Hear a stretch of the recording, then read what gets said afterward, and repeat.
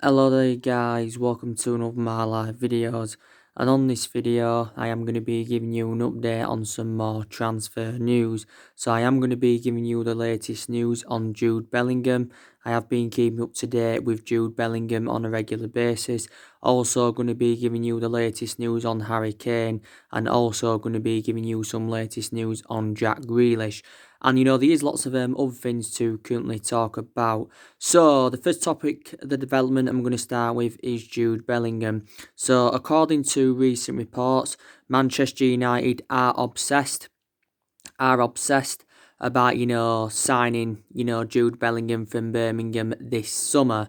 But now, reportedly, Jude Bellingham has rejected Manchester United. He's also rejected Chelsea, and he's also rejected Bayern Munich, because I've just been reading some reports, and it does say that Jude Bellingham has accepted a deal to join Borussia Dortmund this summer. Now, obviously, up to around 4 clubs have expressed their interest in Jude Bellingham, because, he has been a revelation for Birmingham this season. Don't forget, it's Jude Bellingham's first season in the senior squad, but up until this point, he's spent the entirety of his career with Birmingham. He joined Birmingham's youth academy at the age of 8, and now, of course, he's only at the age of 16. So Jude Bellingham is still inexperienced at the moment, and like I did mention before, I think Jude Bellingham needs at least another season in the Championship, because I don't think he's, Premier League standard as yet, and I don't think he's emulated that level as yet, Jude Bellingham, and I don't think, he's got the minerals to come and succeed in the Premier League. So I think he does need another season in the Championship, but I think he's expected to leave Birmingham City at the end of the season, is Jude Bellingham. Obviously, he became the youngest player to represent Birmingham. He made his senior debut at the age of 16 years and 38 days. I think he's played around 35 games in all competitions this season as Jude Bellingham. Now, Birmingham have quoted out, that they want around £30 million for Jude Bellingham. As you all know, Jude Bellingham has not yet signed his professional contract for Birmingham. I think he is expected to sign his professional contract in the summer. At the moment, Jude Bellingham is on around 145 quid a week. But, Jude Bellingham, would fit Ole Gunnar Solskjaer's transfer strategy perfectly, because don't forget, Solskjaer did reveal that he still wants to continue the policy of recruiting young players to Manchester United. But so it's looking likely, Jude Bellingham is going to be going to Borussia Dortmund this summer. It does look like that's, going to happen, basically. And obviously, last Monday, that had fueled a lot of speculation up. Jude Bellingham had visited our Carrington training ground, and obviously, he held negotiations with Sir Alex Ferguson.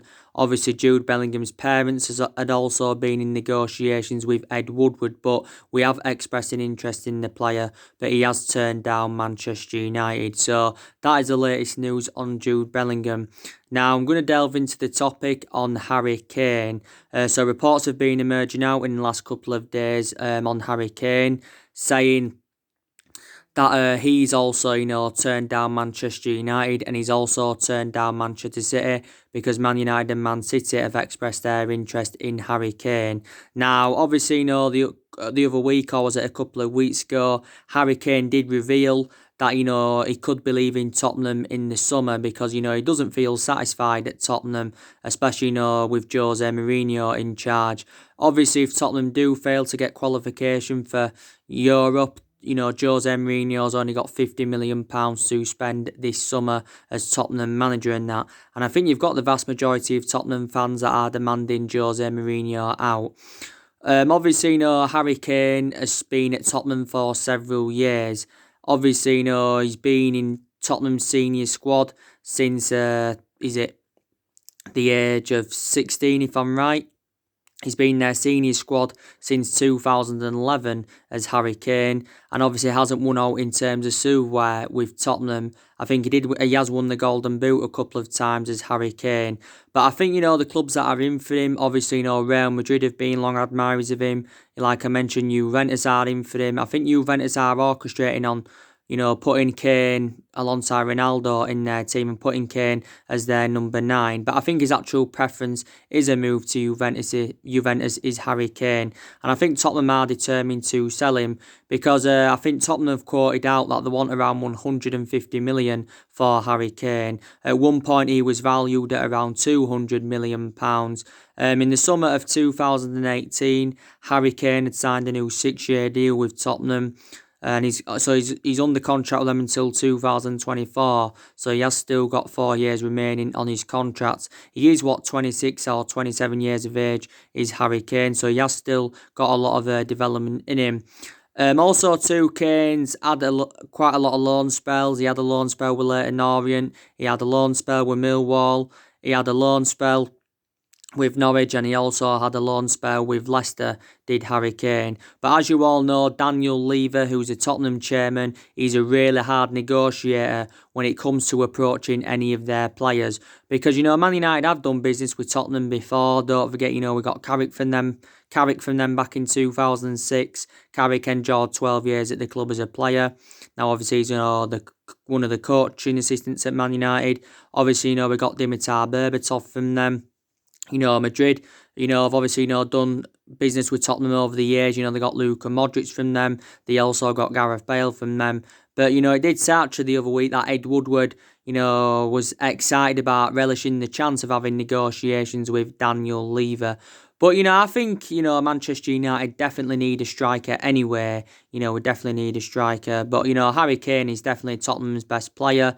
Obviously, he's been out with a hamstring injury for a couple of months as Harry Kane. He did actually say, though, he has been back in training, so he is stepping up his fitness regime. So I think his preference is a move to Juventus. But I did say, didn't I, I'm very, very sceptical that Manchester United will sign Harry Kane this summer. But probably, will end up leaving Tottenham, especially if Tottenham don't get qualification for the Champions League.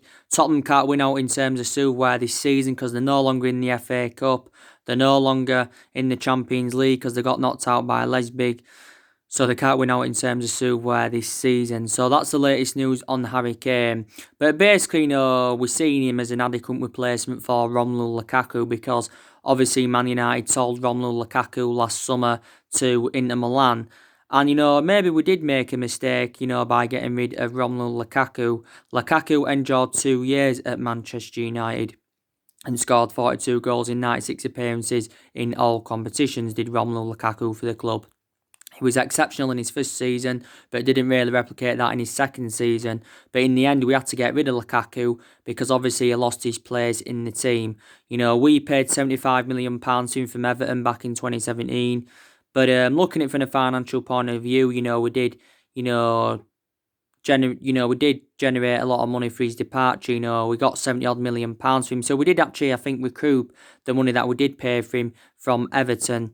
But you can maybe say, we did make a big mistake by getting rid of him because Lukaku now is firing all cylinders at Inter Milan. So we're basically seeing Kane as an adequate replacement for him.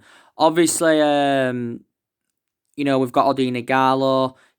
He's enjoyed a fantastic start to his Manchester United career as Odion Ighalo. He's got 4 goals in 3 starts for the club. He's also provided a couple of assists. And like I mentioned, he's a good cover-up to Marcus Rashford. He's confounded his critics wrong because a lot of people were saying that Odion Ighalo was a panic buy. But, we've got him on a 6-month loan. We've paid around 3 or 4 million to get him on loan. And Man United are paying like a third of his wages. And obviously he's been a United fan since he was a boy as Odion Ighalo. But Solskjaer did recently make an admission saying, we could decide to make his transfer permanent in the summer. And reportedly he's willing to take a pay cut, to remain at Manchester United as Odion Ighalo. So probably, won't be making the return to Shanghai Shenhua, when his loan spell does end. I think it probably would cost us from between 10 to 15 million, to get him on a permanent transfer.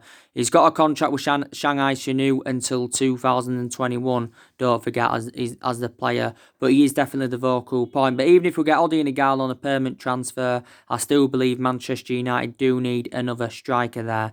But he's highly experienced as well as Odion Ighalo, so that's also very beneficial.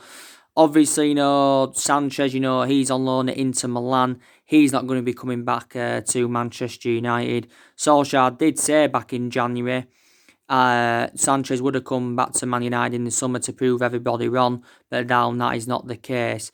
We need to get rid of him on a permanent transfer, Sanchez, because it will free up our wage bill a lot. If we do get rid of him on a permanent transfer. Obviously, it was a shame that we didn't get rid of him on a permanent transfer anyway, but obviously, we couldn't, reflecting on his substantial wages, despite the fact that Sanchez is on loan with Inter Milan. We're still paying the vast majority of his wages. But we can't, we don't want Sanchez back because, Sanchez did enjoy a difficult 18 months at Manchester United. But, Man United have got a lot of attacking players, and like I mentioned, we've got Martial, he's recently rejuvenated himself. We've got Dan James. We've got obviously, Bruno Fernandes. Obviously, Rashford's injured. He's got a back injury. I think Rashford is set to return within the next 3 weeks. So we have got a lot of attacking players.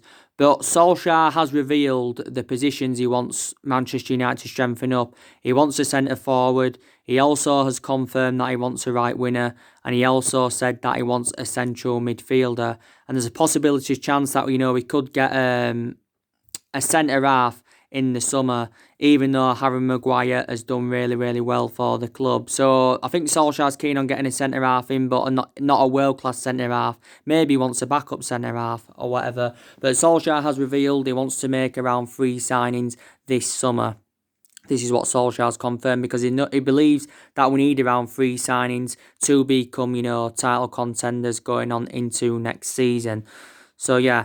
So now we'll delve into the news on Jack Grealish. So Jack Grealish is our number 1 priority target for the summer transfer window. Now, I've just been reading some recent reports on Paul Pogba, and it did actually say, if Paul Pogba does stay at the football club, it will impact our pursuit on Jack Grealish. So whether Paul Pogba stays or goes or not, we still want to try and get a deal finalised for Jack Grealish. Now, obviously, I've been hearing a lot of narratives in the media saying that Liverpool have expressed an interest in Jack Grealish. Now, obviously, it probably would cost around 60 or 70 million pounds. If Villa were to avoid relegation, if Villa were to go down, it probably wouldn't cost as much as 60 or 70 million pounds. But obviously, if the season isn't to resume anyway, I think it did actually, say that relegation is going to be scrapped. So Villa, obviously, won't get relegated. Jack Grealish, like I mentioned, he's become an integral part of Villa's team, and he's a very, very good player. Up until this point, he has spent the entirety of his career with Aston Villa as Jack Grealish. Obviously, he's got a contract with them until 2023, so he's still got around 3 years left on his contract as Grealish. By the way, there is no buyout clause inserted in his contract, but yeah, it's going to cost around 60 or 70 million pounds. As you all know, the Euros have been cancelled by UEFA. UEFA cancelled it yesterday until the summer of 2021, because obviously before it got confirmed it was cancelled, he was set to make his England debut this year, was Jack Grealish. But he's done really, really well, like I mentioned, for Aston Villa.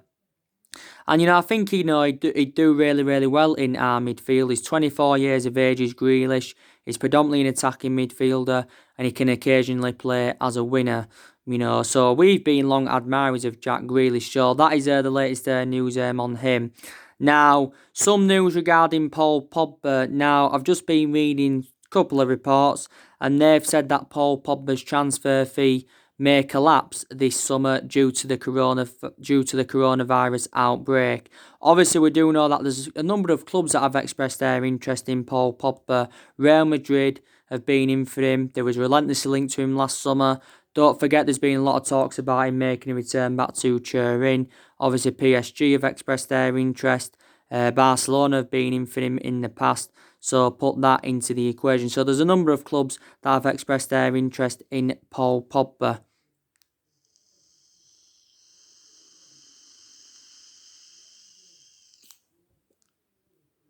And there were news coming out yesterday, like I actually updated you, and it said we've made a contract decision on Paul Pogba, and the club have decided, to give him an extension in his contract ahead of the summer transfer window, because as it stands at the moment, Paul Pogba's got 2 years left on his contract. There's a year, and there's also an option to extend it for a further year. But it remains uncertain at the moment whether Paul Pogba's staying or whether Paul Pogba's going. Obviously, there could be 4 reasons why Paul Pogba and his agent Mini Raiola could end up staying at Manchester United. Obviously, a lot of United fans have been very critical of, Mini Raiola. Obviously, quite a while back now, he was, criticising Ole Gunnar Solskjaer a lot. He was also, criticising Gary Neville on his birthday, told him to screw himself and all of this. And he was coming out saying, Paul Pogba is not Ole Gunnar Solskjaer's property. Mini Raiola has been working, to try and get Paul Pogba's transfer away from Manchester United completed. At least for the last couple of years, he's been working on this as his agent, Mini Raiola. But he came out and said, if Man United don't qualify for the Champions League, it's likely Paul Pogba will leave the football club in the summer. Now, Solskjaer did actually, say after the 5-0 win against Lask that Paul Pogba will remain at Manchester United next season. This is, what he basically said, did Ole Gunnar Solskjaer.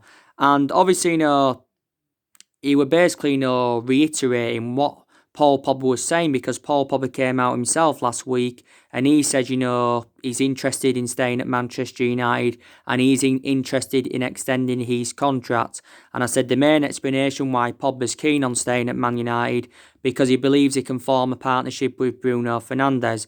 And like I mentioned, I do believe Pogba and Bruno Fernandes have got similarities in their styles, like Berbatov was saying. This is the main explanation why Berbatov doesn't think, Fernandes and Paul Pogba, would make a good partnership in our midfield. But that's, from Dimitar Berbatov's perspective on it, who's obviously a former Manchester United player and that. Yes, he is in that. But yeah, he did say, that, he wanted to stay at the football club and he wanted to commit his long-term future with Manchester United. But obviously, since Pogba rejoined Man United in 2016, he has been subjected to a lot of transfer speculation this year. There's been a lot of narratives in mainstream media about him leaving last summer. There was a lot of narratives about him leaving under the Jose Mourinho era. I'm surprised he didn't leave, because he enjoyed a really, really bad relationship with Jose Mourinho. If Man United hadn't got rid of Jose Mourinho, I think, he would have been gone by now, from my own perception. But obviously, Paul Pogba's appearances have been limited this season due to his injuries. His appearances have been limited. Obviously, he's only played 8 times this season as Paul Pogba for the football club. Like I mentioned, last game he played was the 4-1 win against Newcastle. And the last time he started from the start was back in September last year.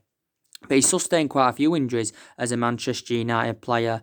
But the good news is on Paul Pogba that, he has recently returned to training. He's stepping up his fitness regime. And of course, if the season is to resume, then he will be immediately playing, will Paul Pogba. So that's very, very good news. Don't forget, recently, he's had some personal coaching with Michael Carrick. So I think due to that, it did actually say his return could be cancelled. I don't know, to be quite honest with you, but, like I mentioned, Man United paid £89 million for him, so as it stands at the moment, he's our most expensive signing. If we were to sell Pogba in the summer, we'd probably, want at least £100 million for him. And he's one of the highest paid players at the club, because he's on 290 grand a week at the moment, is Pogba. But I don't know whether he stays or goes or not. I do not know. So that's the latest news on him. But like I've said to you guys, a lot of players have improved under Ole Gunnar Solskjaer. I've got to give them a lot of credit. And there's still a lot of players I would be determined to keep at Manchester United. But on the other hand, there's still players, I would be determined to get rid of. And we are planning to bring around 3 or 4 signings in the summer. We're planning to get rid of around 4 or 5. And I think we're hoping to generate over £200 million for the players, that we do get rid of in the summer. So I think the players that have improved under Solskjaer, I've got to admit, I think, Luke Shaw's done really, really well since he's come back from injury. Because obviously he's received a lot of criticism as a Manchester United player, as Luke Shaw, reflects on his injuries and his poor run of form. And he was out for around 2 months, but I've got to say he's done really, really well since he's come back. And aspects of his game have improved. And for me, Luke Shaw he's the best English fullback, one of the best English fullbacks, I've got to be honest with you. And how old is he? Is he 26, 27 years of age? Luke Shaw now is into his sixth season as a Manchester United player, and we paid around £30 million for him from Southampton. Got to be honest, I've got to give Victor Lindelof a lot of credit. I think he's also done really, really well. Obviously, Manchester United paid £30 million for him from Benfica back in 2017. Enjoyed a really difficult first season, but in the past two seasons, he's done really, really well. And I think he's done very, very well alongside Maguire in our back line. So I've got to give Lindelof a lot of credit. He's had a couple of injuries here and there, but he's not injury prone, he's Victor Lindelof. I think also too, Eric Bailly, since he's come back, he's also done really, really well, and he's very injury prone, and that's my only element of concern about Eric Bailly. But I've got to say, his distribution's good. He shows that ability to play out from the back, and I think Eric Bailly now could possibly get there ahead of Victor Lindelof. So Bailly and Maguire could be our first choice centre halves instead of Lindelof playing alongside him, because Bailly is doing really, really well. Bailly's now into his fourth season at Man United, because we paid £30 million for him from Villarreal back in 2016. So I've got to give him a lot of credit. I think also too, McTominay and Fred, they've also done really, really well under Ole Gunnar Solskjaer's guidance. McTominay, has just recently come back, from being injured for a while. He was out with a knee injury, was McTominay, but he's doing really, really well. Got the same perception on Fred, and also too, Fred, he's received a lot of criticism in the past. Obviously, Manchester United paid £50 million for Fred from Shakhtar Donetsk in the summer of 2018, and he was exceptional during his time in Ukraine, was Fred.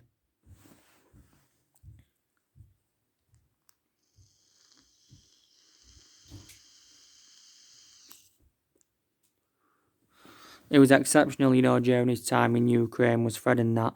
But when we had him under Jose Mourinho, Fred never really got the opportunity. But my perception is now totally comparison on Fred as what it was before. Still isn't at that level as yet, but very, very good player. So I've got to give him a lot of credit. Also got to give Matic a lot of credit, because I think he's also done really, really well. Don't forget, I gave you the news, didn't I, regarding the Nemanja Matic yesterday. Man United have triggered the 1-year extension on his contract, and there's main explanations why we've given him this, why we've triggered this 1-year extension on his contract, reflects on his good run of performances, because Matic has done really, really well. He isn't one of our first choice midfielders, because he is a backup to like Fred and McTominay and that. But I've got to say, when McTominay was out with injury, Matic, really, really hit the ground running. He's had quite a few good games recently for the club. Matic is now into his third season as a Manchester United player. Manchester United, of course, paid £40 million for him from Chelsea back in 2017. So also got to give him a lot of credit.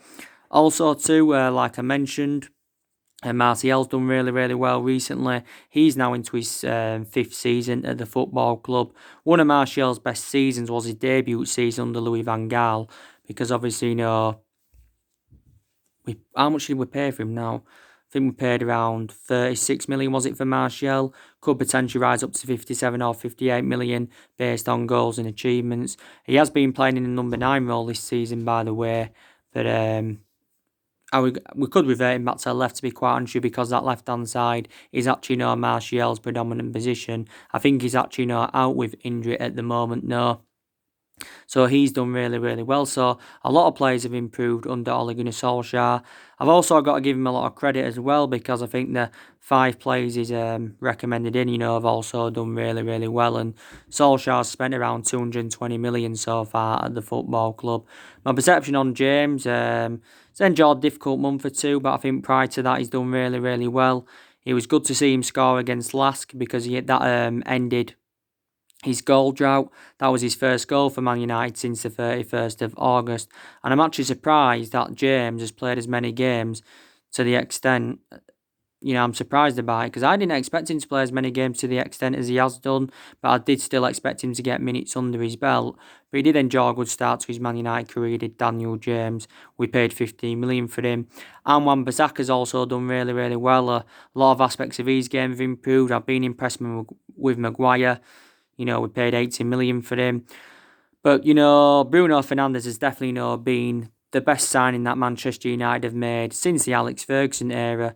And we've recruited over 30 odd players since the Ferguson era, but Bruno Fernandes has been exceptional for us. He's enjoyed a fantastic start to his Manchester United career. 3 goals, 4 assists. Obviously, won the Premier League Player of the Month. Won the Premier League Player of the Month. For February did Bruno Fernandes, and definitely he is making the difference in the team. Very instrumental. His work rate's good. He's like 2 players in one. And he's absolutely sensational, he's Bruno Fernandes. And Man United paid, 68 million for him with bonuses included. So he is like our 4th most expensive signing at the football club. So I've got to give Solskjaer a lot of credit, for the players he has brought in so far. But Solskjaer is still in the process of rebuilding this Manchester United team. Because like I mentioned, analysing the vast majority of this team, it isn't Ole Gunnar Solskjaer's. Like I mentioned, the only players that are Solskjaer's are the 5 players that he has recommended in so far. The vast majority of these players are Jose Mourinho's, and obviously, Solskjaer is inheriting the vast majority of them. But don't forget, Solskjaer, was talking a lot about Mourinho recently. He was explaining, how he had to overhaul Manchester United after Jose Mourinho's reign. And also, he was talking about, the changes that needed to be done. He said the tactics needed to be changed, the players needed to be changed and that. But yeah.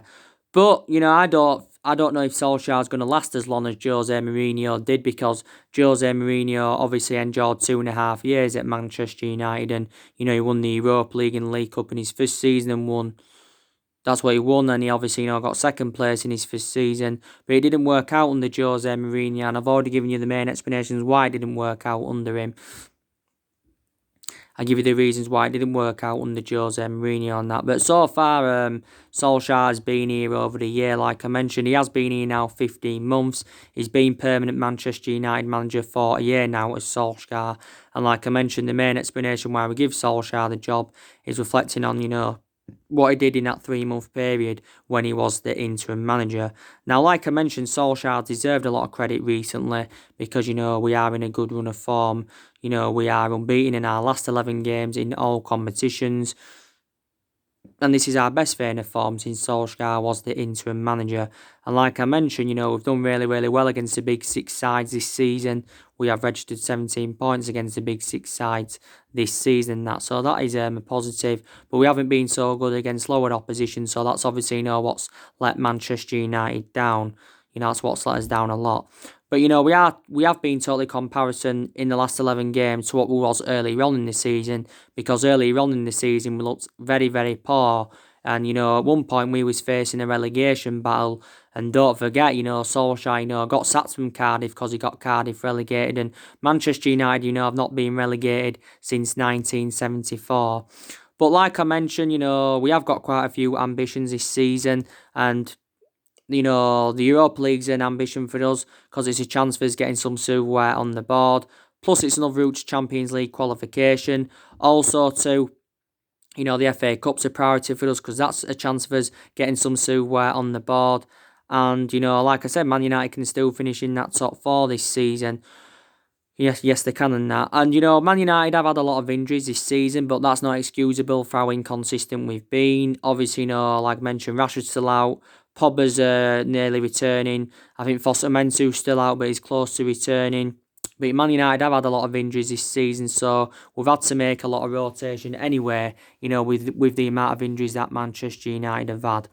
But like I mentioned, a lot of money's been invested into the football club on recruiting players in the last 6 or 7 years.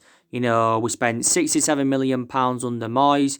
He brought Ron Matter and Fellaini in. Fellaini's no longer here now. Obviously, we spent 200 odd million under Van Gaal. He recruited a lot of players and also let a lot of players go. Van Gaal brought players like Schneiderlin, Sebastian Schweinsteiger, Falcao, Daley Blind, Memphis Depay. All them players, Louis Van Gaal did bring in. There's still a couple of players here now from the Van Gaal era. And obviously, Jose Mourinho spent around £400 million at the football club. Not only that, we've got the highest wage bill in the Premier League.